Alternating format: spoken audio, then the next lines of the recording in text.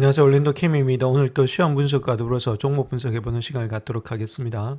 자, 아마존의 실적 발표가 있었습니다. 그래서 아마존 실적 발표 본 다음에 예측치가 177.82빌리언인데 180.17빌리언에서 좋게 나왔고 비트를 했고, 마찬가지로 아마존의 웹 서비스의 매출도 32.39빌리언 예측을 했는데 33.02빌리언으로서 비트를 했다는 겁니다. EPS 역시도 1.58인데 1.9로서 비트를 하면서 자, 한 10% 뛰고 있다 이렇게 말씀을 드립니다.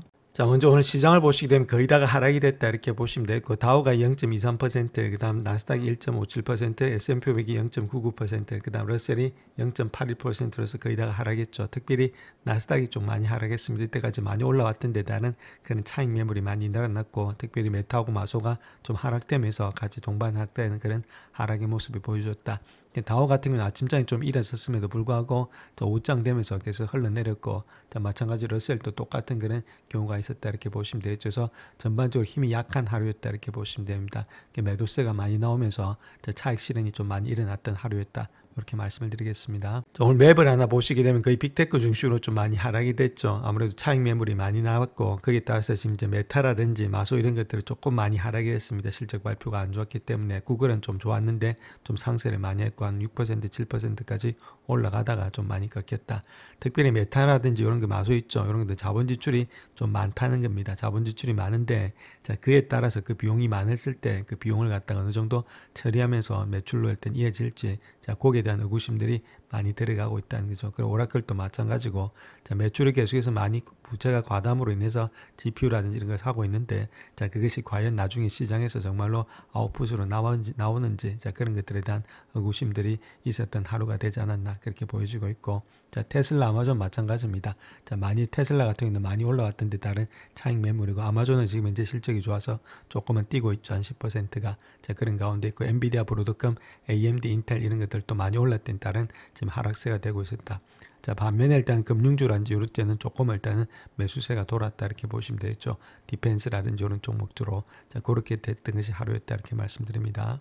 자, 다음에 S&P 500의 지수 한번 보겠습니다. 스토캐스틱 그때 과매수된 가운데 있어서 좀 꺾이는 모양이 있었고 많이 올라왔습니다. 그에 따른 지금 차익 매물이 조금은 나타나고 있다. 즉 연속으로 한 4일 정도 5일 정도 올라왔으니까 그에 따른 부담감이 또 작용이 됐던 그런 하루가 되지 않았나, 자, 그렇게 보여지고 있죠. 자, 그런 가운데 있고, 여기서 뭐 꺾인다기보다는 일부 차익 실현 후에 조금은 기간과 시간 조정이 거치지 않겠나 그렇게 보여집니다. 자, 먼저 금과 국방 등 트럼프하고 시진핑 회담 이후에 우리가 주목해야 될 한 5개 부분에 대해서 먼저 알아보는 시간을 갖도록 하겠습니다. 자, 시진핑하고 트럼프가 만나서 했던 일들을 보게 되면 히토리오, 펜타닐 대두등이었다 이렇게 보시면 되겠죠. 새로운 협정을 체결했다. 자, 그렇게 이야기를 하면서 트럼프 입장에 10점 만점에 12점으로 평가한다. 이건 어디까지나 자기 생각이고, 자, 논의 핵심 결과를 본다면 중국이 히토리와 자석에 대해서 수출 제한을 1년간 중단하고 매년 재협상한다. 저렇게 말을 했죠. 근데 이게 또 말이 1년이지 또 어떻게 될지 모른다는 겁니다. 뭐 서약을 한 것도 아니고. 자, 그 다음에 오늘 주가가 큰 폭에 뛰었으면은 이런 것들이 어떻게 확실하게 되는 건데, 주가 자체가 그렇게 밋밋하고 좀 하락되고 있죠. 그렇다면 이 둘 사이에 어떤 확실한 것들은 일어나지 않았다 이렇게 보시면 됩니다. 또한 AI 붐을 뒷받침하고 있는 반도체 필수 구성 요소인 핵심 광물에 대해서 어느 정도 명확성을 제공했다. 그래서 지금 이제 이런 소식으로 미국의 히토리 주식이 조금은 상승했다. 그래서 일반적으로 한 1년 정도의 재협상 때문에 약간은 상승했는데, 칩과 관련해서는 반도체 칩과 관련해서는 크게 뭐 변함이 없었다. 중국의 기술 자립에 대한 기회를 바꾸지 못할 수도 있기 때문이다. 이렇게 보면 되겠죠. 자, 지금 급한 것은 트럼프다 이렇게 보시면 됩니다. 내년에 중간 선거가 있기 때문에 그때까지는 지금 이제 중서부에 있는 농민들에게 어떤 것을 실질적인 걸 갖다 줘야 되는데, 대두를 갖다가 많이 수입을 해야 되겠죠.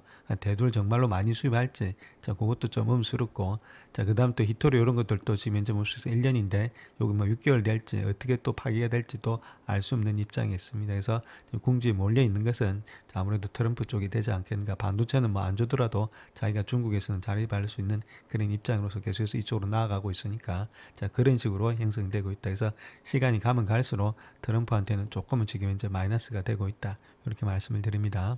자, 그래서 CD은행에서 이코노미스트가 이야기하고 있는 내용은 합의의 세부 사항과 이행 자체는 앞으로 우리가 지켜봐야 될 중요한 사항이다. 아직까지 뭐 된 게 없다는 겁니다. 긍정적인 기사 헤드라인은 우리의 심리만 안정시켰을 뿐이다. 그렇게 말하고 있고, 자, 트럼프가 내년 4월에 중국을 방문함에 따라서 중기적으로 양국 간의 관계 하방 위험에 대해서는 조금 더 억제될 것으로 예상이 되고 있다.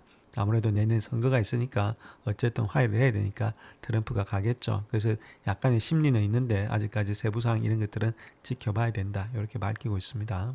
자, 그 다음 또 다른 관심 분야는 아무래도 방위 사업 분야가 되지 않겠나 그렇게 볼 수가 있겠죠. 히토리 원수 같은 경우는 미사일과 같은 무기의 필수 구성 요소이기도 하고 공급 제한이 해제되면은 제조업체의 비용이 절감되면서 제조 능력이 향상될 수도 있겠죠. 특별히 트럼프 같은 경우는 국방부를 갖다 디파트먼트 오브 월로 명칭을 변경해서 핵실험을 재개하라. 자, 이렇게 지시를 했다는 겁니다.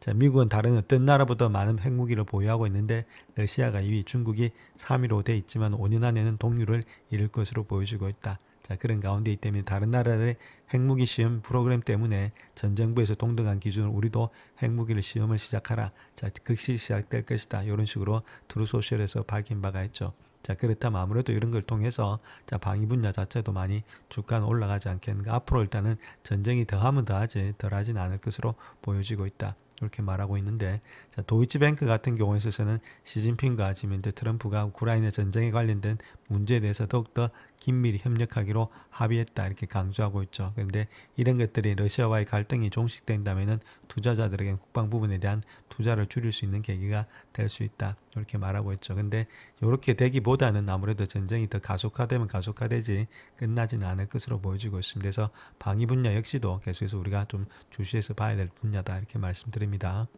자, 그래서 에어로스페이스 디펜스의 지금 ETF 한번 보겠습니다. 이건 티커명이 ITA다 이렇게 말씀을 드릴 수 있겠고 주가가 계속해서 상승이 되고 있죠. 자, 그런 가운데 국방 자체도 주가가 떨어지진 않는다. 자, 이런 것들 전통적인 것도 있는데 로키드 마틴이라든지 이런 것들 그와 더불어서 팔란티아가 더 많이 뜨고 있다 이렇게 보시면 됩니다. 자, 팔란티아가 일단 다음번에 자, 아무래도 국가의 지금 이제 방위 산업체로서 지금 이제 1순위가 될 가능성이 훨씬 더 많기 때문에 팔란티아를 더 주시해서 보자 이렇게 말씀을 드립니다. 자, 다음은 금에 대해서 한번 보겠습니다. 그렇다면 금을 지금 단기 매도할 시기냐? 자, 거기에 대해서 한번 볼 것 같으면 온스당의 4,000달러 이상이 역대 최고치에서 꾸준히 좀 하락되는 그런 모양이 있었죠. 그랬던 이유가 미국과 중국 간의 무역 적대감이 잠시 멈춘 것도 귀금속의 하락 추세를 갖다가 가속화했다. 그렇게 보시면 되는데, 자, 특별히 중국과의 합의뿐만 아니라 브라질, 인도 이런 미래 협정 가능성에 대해서도 거래 쪽으로 방향을 틀면서 앞으로 며칠 아니면 몇 줄 안에 금 가격이 하락할 가능성이 있다. 자, 그렇게 보고 있죠. 그래서 시티은행 같은 경우에서는 한 0에서 한 3개월 목표가를 갖다가 4,000달러에서 3,800달러로서 하향 조정하고 있다. 이렇게 말하고 있죠.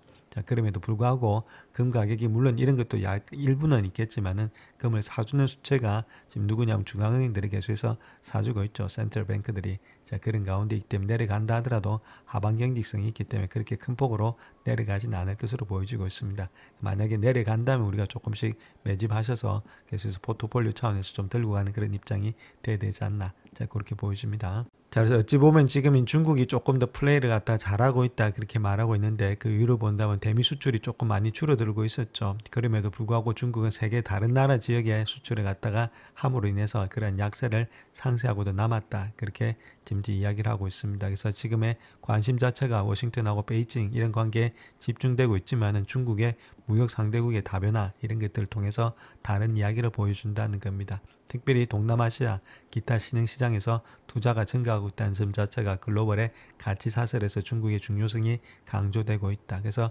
현재 미국 수출에 대해서는 중국이 전체 수출에서 차지한 비용이 14%밖에 되지 않는다. 10년 동안에 4분의 1 이상이 감소됐다. 중국이 지금 이제 플레이를 잘하고 있다. 그 이야기를 하고 있습니다. 자, 그 다음 대두에 관해서 이야기하고 있죠. 중국이 미국산 대두 구매를 갖다 재계약으로 합의함으로 인해서 미국 내 대두 산업이 조금은 활력을 불어일으킬 것으로 보여지고 있다. 자, 그렇게 이야기를 하고 있고 처음에는 일단은 남미산 대두로서 수입하는 쪽으로 선회하면서 문제가 많이 심각해졌죠. 그래서 대두 가격이 하락하면서 대두 농가 수익이 감소됐다. 대두 농가 수익이 감소되면은 아무래도 파산하고 이런 일들이 많이 일어나고 있습니다. 그래서 중서부에 있는 표심 자체가 다 트럼프인데 이 사람들이 민주당으로 가게 되면은 표심이 다 떨어지니까 어쩔 수 없이 할 수밖에 없는 그런 입장이 있죠. 자, 그런 가운데 이 때문에 로이터 통신에 따르면은 12월과 1월에 선적 가격에서 18만 톤의 미국산의 콩을 구매했다 이렇게 밝히고 있습니다. 근데 아직까지는 요거 가지고는 뭐 택도 없죠. 그래서 이런 것들이 지속적으로 될지 이런 것들 우리가 계속해서 찾아봐야 된다. 저렇게 먼저 말씀을 드립니다. 자, 다음 빅테크들의 실적 발표가 있었는데 거기서 AI 칩의 수요는 여전히 만족할 수 없다 이렇게 말하고 있죠. 그래서 AI 칩이 계속해서 필요하다 그 이야기를 하고 있습니다. 자, 목요일에 전반적인 시장의 움직임이 어떻든 간에 최신의 대형 기술주의 실적 보고서에서는 한 가지 분명한 사실이 드러났는데 인공지능 칩에 대해서 수요가 여전히 매우 강하다. 자, 그것이 다 공통적으로 나타났다는 겁니다. 그래서 마소, 메타, 구글 예상을 뛰어넘는 실적을 발표했는데 세 회사 모두 자본 지출 전망치를 갖다가 상향 조정하면서 AI에 대한 투자를 갖다 더욱더 확대할 것임을 실시했다. 이게 가장 중요한 이유가 되겠죠. 그래서 자, 마소라든지 구글, 메타의 2016년도 투자 유치와 논평에 대해서 하이퍼스케일러의 끊임없는 수요와 지출이 있었다. 저렇게 이야기를 하고 있습니다. 자, 첫 번째로 웰스파워 같은 경우에 있어서는 클라우드 자본 지출이 둔화 조짐이 없다. 그렇게 말하고 있죠. 그래서 마소, 메타, 구글에서 보고된 3분기의 자본 지출과 향후 전망에 따르면 2016년도까지 클라우드 자본 지출이 계속해서 증가될 것이다. 그래서 이런 전망이 더욱더 확고해질 것으로 예상이 된다. 자, 그렇게 이야기를 하고 있고, 자, 그 다음 에버코어 ISI 같은 경우에서도 2025년도의 캐펙스 성장률이 기존 72에서 73%로 소폭 증가했지만은 2016년도 캐펙스 성장률은 기존 추정치 24%에서 33%나 증가되고 있다. 더 많이 증가되고 있다는 겁니다. 내년에. 그 다음에 JP모건도 예상대로 컴퓨팅, 네트워킹, 스토리지, 메모리 전반에 걸쳐서 클라우드라든지 하이퍼스케일러의 데이터 센터의 인프라 지출은 장기적으로 구조적으로 높은 수준을 유지할 가능성이 높다. 자, 그렇게 말하고 있죠. 그래서 내년의 자본 지출의 예상치에 비해서 상당한 상승세를 지사한다. 자, 그렇게 말하고 있고, 자, CD 역시도 AI 파티는 계속해서 된다. 자, 그렇게 이야기를 하고 있죠. 자, 그 이유를 본다면 다른 것보다는 마소라든지 메타 높은 자본 지출의 전망이 AI 지출이 여전히 강세를 유지하고 있다. 저렇게 당사 의견을 뒷받침하고 있다. 그렇게 말하고 있죠. 그래서 AMD는 매출의 19%, 자, 브로드컴 매출의 33%, 그 다음에 지금 이제 MU 있죠. 마이크론은 매출의 18%, 그 다음 엔비디아는 매출의 88%와 같은 AI 관련 주식에 긍정적인 영향을 미칠 것으로 예상이 되고 있다. 자, 이런 식으로 이야기를 하고 있습니다. 자, 메타 주가가 많이 하락하고 있는데 그 내용에 대해서 한번 보겠습니다. 메타의 지출 전망 자체가 주가 하락을 부추기고 있다. 이렇게 말하고 있죠. 자, 그 내용에 대해서 한번 살펴보겠습니다. 자, 현재 메타 주가의 지금 이제 하락 원인이 인공지능의 지출 계획에 대해서 그런 우려가 있다. 그것 때문에 지금 하락했다. 이렇게 말하고 있는데, 자, 3분기에는 512억 4천만 달러의 매출, 그 다음 주당 7.25달러의 조정 순이익을 기록했다. 이렇게 밝히고 있죠. 텍스 떼고, 일회성 텍스 제외하고는 이 정도 되고 있습니다. 자, 그런 가운데이기 때문에 주당 6.6달러, 매출 494억 1천만 달러 정도의 예측치보다 훨씬 더 좋게 나왔죠. 두 개 다 빗대를 했다는 겁니다. 텍스 떼고 했을 때는. 자, 그런데 그럼에도 불구하고 AI에 대해서 더 많은 자금을 투자하면서 2025년도 자본 지출 전망을 상향 조정하자 주가는 거의 9% 하락을 했다. 즉 말해서 700억 달러에서 720억 달러 사이에 지출을 예상하고 있었는데 이전 전망치인 660억 달러에서 720억 달러로 상향 조정된 수치다. 이렇게 말하고 있죠. 그래서 제가 자세히 보시게 되면 요것 때문에 일단 주가가 하락했다는데 요것도 좀 말에 어폐가 있는 거죠. 주가가 하락했으니까 그런 이야기고 660억에서 700억 정도를 올렸다는 겁니다. 한 40억 달러 갖다 약간 올렸다. 자, 그렇기 때문에 이것 때문에 주가를 빠져야 된다. 그것도 좀 캐션 마크다 이렇게 보시면 되는데 이런 것들 때문에 일단은 주가를 조금 더 하락되는 그런 모양이 있었다. 자, 그런 식으로 이야기를 하고 있습니다. 자, 그렇다면 그 이유들을 좀 구체적으로 한번 살펴보겠습니다. 오펜하이머 같은 경우는 실적을 갖다 아웃퍼폼에서 퍼폼으로 일단 하향 조정했다. 자, 그렇게 말하면서 696달러의 목표 가격을 철회했다. 그렇게 말하고 있죠. 이게 4분기 운영비라든지 자본 지출인 오펙스 있죠. 이런 것들이 모두 월가 예상치보다 7%가 높았다. 결론적으로 봤을 때 운영비 비용이 많이 늘어났다. 자, 그 다음 2020년도 회계연도의 자본 지출 증가율이 2015년도보다도 현재 높을 것이고 지출 또한 2025년도에 지금 이제 23%보다도 상당히 빠를 것으로 예상이 되고 있다. 계속해서 일단 오펙스라든지 캐펙스 이런 식으로 일단은 자본 비용이 많이 늘어난다. 그 이야기를 하고 있죠. 자, 그 다음에 일단은 더욱이 공격적인 매출의 성장, 높은 지출이 상쇄되면서 2027년도까지 가시성이 확보될 때까지는 주가 수익 비율, P 레이쇼가 합리적으로 평가되기는 힘들다. 그렇게 이야기를 하고 있고, 그래서 구글의 예측 가능한 이익과 합리적인 주가 수익 비율을 비교하는 것과는 상당히 대조되고 있다. 자, 그런 가운데 있기 때문에 한 21배 정도로 거래가 되고 있는데 아무래도 이런 것들 자체가 조금은 힘들 것으로 보여지고 있고, 또 검색 엔진 역시도 2020년 어느 시점에는 메타를 갖다가 앞지르지 않겠는가. 자, 그런 식으로 또 이야기를 하고 있죠. 그래서 결론적으로 봤을 때 오펙스 이런 것들이 돈이 많이 비용이 많이 들어가고 있는데 그에 따라서 매출이 어느 정도 상쇄가 되기 때문에 주가 수익률을 구하기 힘들다. 자, 그런 식으로 이야기를 하고 있습니다. 자, 다음 벤치마켓에서는 매수에서 보유로 하향 조정하겠다. 그렇게 이야기를 하고 있죠. 지금까지 폭증한 자본 지출에 대한 합리적인 수익률 전망이 나오기 전까지는 주가가 기껏해야 등락을 거듭할 것으로 예상이 되고 있다. 이렇게 말하고 있는데, 자, 아무래도 자본 지출에 대한 합리적인 수익률 전망이 나오는 회사는 거의 없다 보시면 됩니다. 아직까지는.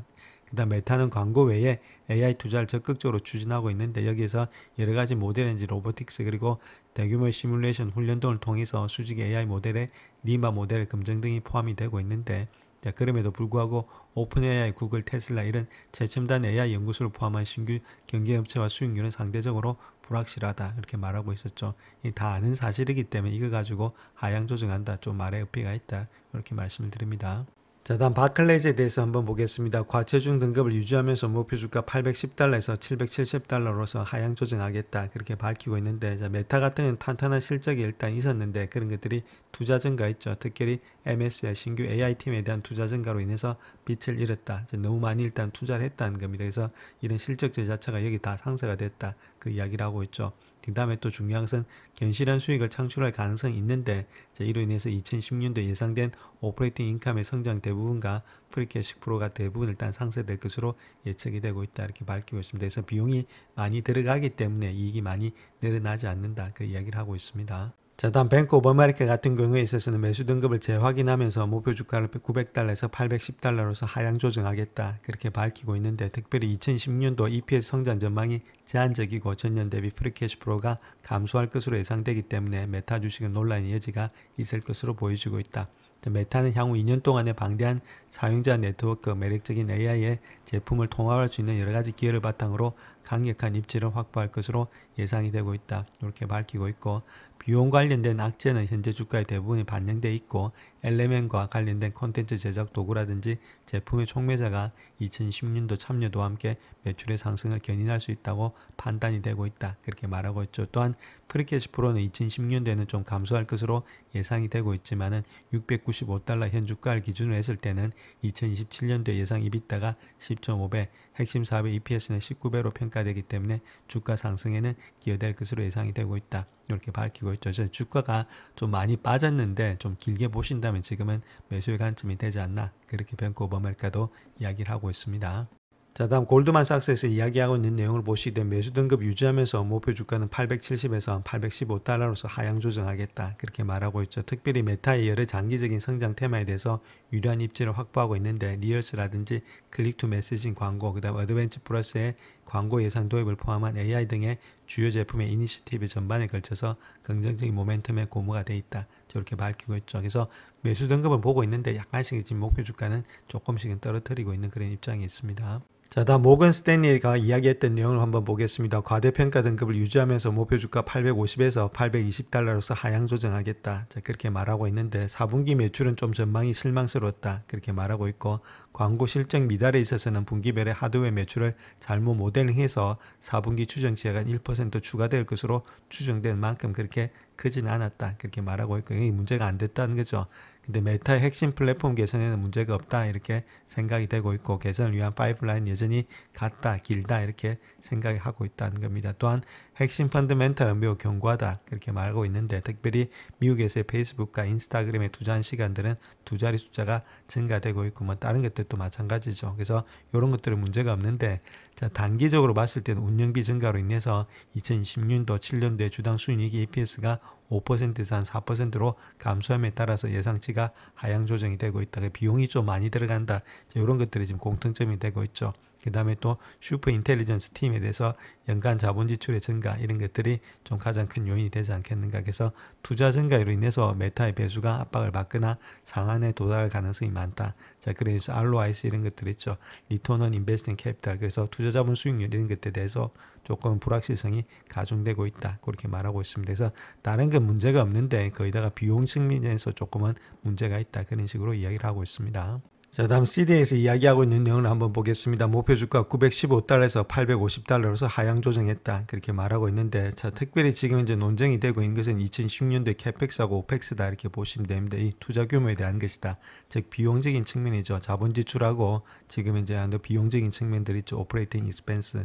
요것이 지금 문제가 되고 있다는 겁니다. 그래서 3분기에 총 매출이 전년 대비 25% 증가를 예상하면서 상회하는 건 실적에도 불구하고 가이던스가 4분기에 25개의 가이던스가 좀 예상치를 밑돌았다는 것들. 자, 그런 것들 자체는 아무래도 비용이 좀 많이 들어가서 그렇다는 거겠죠. 그래서 투자 규모 대부분이 예상보다 크다는 것을 인지하면서 캐펙스라든지 오펙스가 전망치를 크게 상향 조정했다. 이것이 좀 문제가 되고 있고, 특별히 2020년도의 캐펙스는 1110억 달러에 이를 것으로 예상이 되고 있다. 이렇게 말하고 있죠. 그래서 여러 가지 측면에서 이런 것들이 있겠지만 앞으로도 지속 성장이 가능할 수 있는 여러 가지 제품이 있다는 거겠죠. 그래서 뭐 GM이라든지 지금 이제 비즈니스 AI, 메타 AI 이런 것들이 트레드 등이 있기 때문에 크게 문제는 안 된다. 이렇게 말하고 있습니다. 그래서 가장 중요한 것은 이 사람들이 다 이야기했던 내용이 지금 이제 캐펙스 아니면 오펙스 이런 것들 있죠.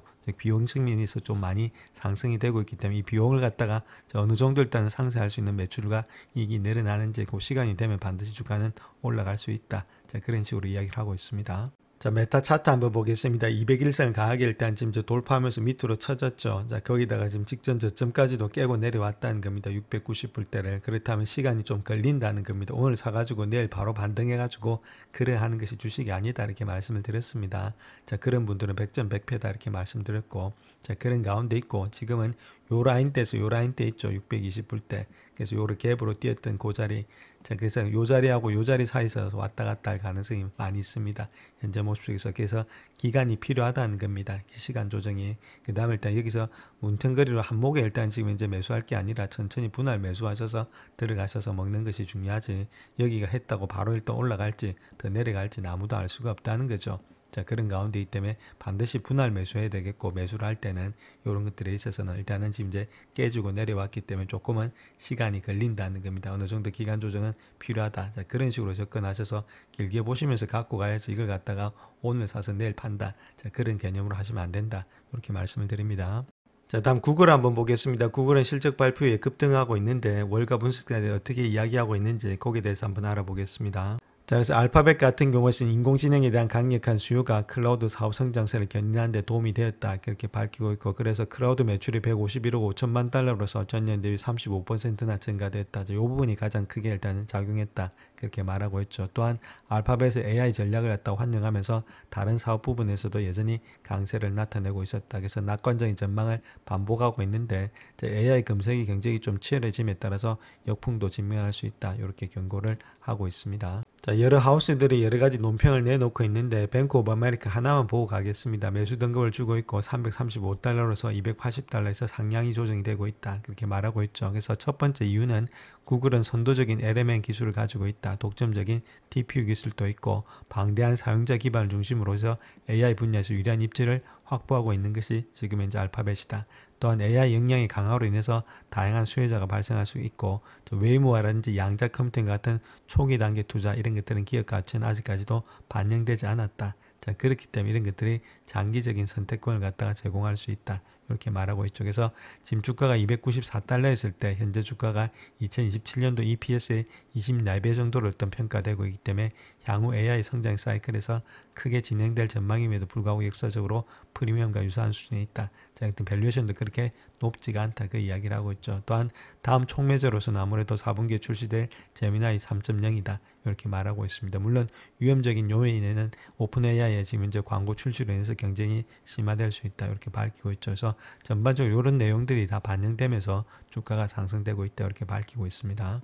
자, 다음 펀드 매니저들이 버블 레시피를 공개하면서 AI 주식의 급등에 대해서 좀 주목해야 될 사항들, 자, 그런 것들에 대해서 한번 살펴보겠습니다. 자, 현재 AI는 경제를 혁신하면서 궁극적으로 4조 8천억 달러 규모의 시장으로 성장할 것으로 기대되고 있는데, 중요한 것은 지금이 거품인지 아닌지 그게 대해서 우리가 알아본다. 그 이야기를 하고 있죠. 그래서 CEO부터 시작해서 자산관리자, 중앙은행가 이르기까지 모든 사람이 AI가 과대 광고에 부응하지 못할 경우에는 그 약속이 금세 흐지부지 될 수 있다는 점을 우려하고 있지만은 장기적인 관점에서 본다면 아직까지 낙관적인 견해를 유지하고 있다. 그렇게 밝히고 있죠. 그래서 펀드 매니저를 대상으로 선물 조사를 실시했을 때 그들이 생각하는 버블의 정의가 어떤 것인지, 어떤 조짐이 있는지 거기에 대해서 한번 살펴보겠습니다. 자, 그래서 거품의 정의가 어떤 거냐면 간단한 답은 궁극적으로 붕괴된다는 거겠죠. 어느 순간 기대치가 실질적인 성과를 능가하게 될 때 기대치는 너무 높은데 실질적인 성과가 여기 있으니까 아무래도 이렇게 내려온다는 그 이야기가 되고 있죠. 그래서 결국은 가치평가와 펀더멘탈 사이에서 괴리가 생길 때 그때 시장의 거품이 형성이 된다. 자, 그 이야기를 하고 있습니다. 자, 그렇다면 어떤 선수가 이야기하고 있는 내용을 보시게 되면 AI 버블에 대해서 생각해 볼 때 이 중에 일부는 사실인데 일부는 사실이 아니다 그 이야기를 하고 있죠. 버블이 아니고 하나는 버블인데 하나는 버블이 아니다 그 이야기를 하고 있고, 버블인 이유는 자, 모든 시장이나 투자에 대한 대화에서 AI 주식을 언급하지 않는 투자자, 기관 투자가든 개인 투자가든 이런 사람이 단 한 명도 없을 정도로 무리지어서 움직이는 모습이 있다는 겁니다. 이런 것들은 AI 버블에 대해서 좀 일부는 사실이다. 근데 일부는 사실이 아닌 이유를 본다면은 가치평가라든지 기본 요소 간의 관계가 긍정적인 결과를 가져올 것으로 예상되는 실적 발표 시즌에 힘입어서 안정적일 것이다. 이런 것들. 결론은 실적이 따라준다는 거겠죠. 실적이 따라주는 것은 지금 결론적으로 봤을 때는 지금 이제 버블이 아니다. 근데 이렇게 무리지어서 움직이는 것은 좀 버블에 있다. 자, 그런 식으로 이야기를 하고 있습니다. 자, 그래서 지금까지는 기업들이 탄탄한 현금 흐름과 탄탄한 수익성을 밸류에이션을 뒷받침해 왔다는 겁니다. 그런데 엔비디아를 제외하고 대규모의 설비 투자 계획이 계속해서 발표됨에 따라서 프리캐시플로의 성장률은 마이너스를 기록하고 있다. 자, 이럴 때가 좀 버블이 발생할지 여부를 예의주시해야 된다. 이렇게 밝히고 있습니다. 자, 그래서 현재 거품인지 아닌지를 어떻게 잘 판명하느냐, 그렇게 했을 때는 기본적인 요소와 더불어서 가치평가는 오랫동안 무시될 수가 없다는 겁니다. 물론 스토리로 가는데 그 스토리에 있어서 어느 정도 시간이 지나서는 아무래도 수치가 일단 따라 붙어야 된다, 그렇게 그 말을 하고 있죠. 그래서 AI에 대한 성공적인 투자에는 광범위한 노출이나 주제별 투자보다는 세부적이고 하향식 분석이 필요하고, AI로 인해서 어떤 회사의 경쟁 우위가 침식이 아닌 확대가 될지 이런 평가하는 것이 앞으로의 핵심이 될 것으로 보여지고 있다, 이렇게 말하고 있죠. 어느 정도 시간이 지나서는 성과를 보여야 된다, 그 이야기를 하고 있습니다.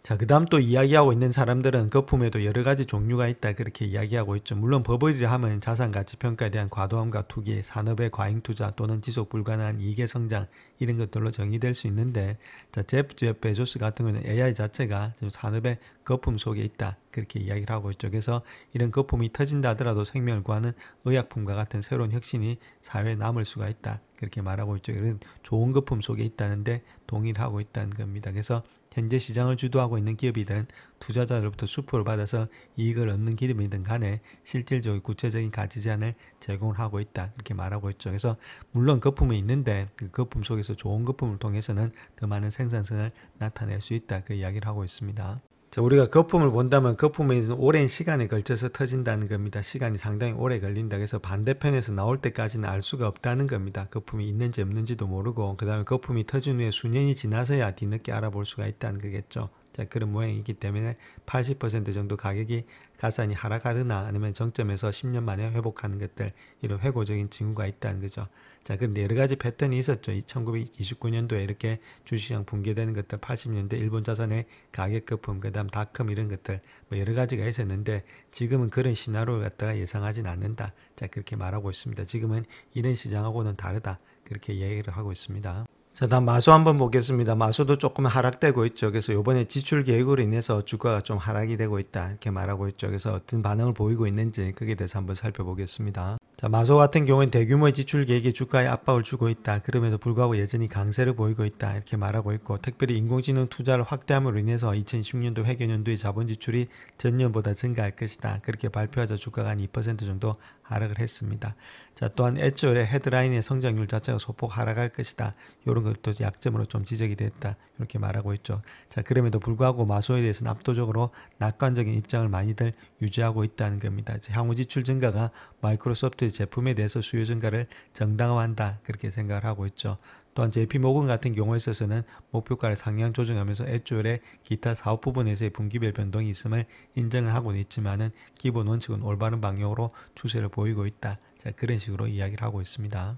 자, 다음 UBS 같은 경우는 매수 등급을 주면서 $650의 프라이스 타겟을 주겠다, 그렇게 이야기를 하고 있고, 마소는 전반적으로 견고한 실적이 있다는 거죠. 총 매출의 성장률이 17%, GP 마진, OP 마진, 현금 흐름에 강력한 상승의 가능성이 있다는 것들. 자, 그럼에도 불구하고 주가가 하락한 것에 있어서는 애초에 성장률의 상승의 가능성이 좀 부족했기 때문이 아니겠는가. 자, 그렇게 보여지고 있죠. 그래서 보통 일단 성장률이 39%였는데 예상치가 한 40%까지 됐는데 미치지 못했다는 것들. 자, 근데 중요한 것은 핵심은 바로 AI 인프라의 수요가 여전히 매우 강하다는 겁니다. 그로 인해서 신규 데이터 센터를 갖다 용이할 충분히 빠르게 확보하지 못하고 있다. 자, 그로 인해서 자본 지출 이런 것들이 늘어날 수밖에 없는 구조를 갖고 있다. 자, 그런 식으로 이야기를 하고 있습니다. 자, 마찬가지로 모건 스탠리도 역시도 과체중을 주면서 $650의 목표가를 주고 있죠. 특별히 1분기에 상업 예약 자체가 전년 동기 대비해서 111%나 증가되었고, 그 다음에 예약 매출 이런 것들도 전년 동기 대비해서 35%나 증가됐다. 그래서 경영진은 수요 증가 추세에 대해서 이렇게 언급을 하고 있는데, 자, 공급이 제한된 환경에서 애초의 성장에 대한 기대치보다 한 1% 낮은 수준에 그치는 것은 핵심을 놓치는 것이다. 약간 이것이 애초의 성장이 멈췄다고 해서 주가가 폭락한다 그렇게 보기는 힘든 모양이다 이렇게 말하고 있죠. 그래서 성장세가 가속화되고 있기 때문에 주가가 하락할 경우는 적극적으로 매수해야 된다. 자, 그런 식으로 이야기를 하고 있습니다. 영상을 끝까지 시청해 주셔서 감사합니다. 영상이 도움이 되셨다면 구독과 좋아요 부탁드립니다. 감사합니다.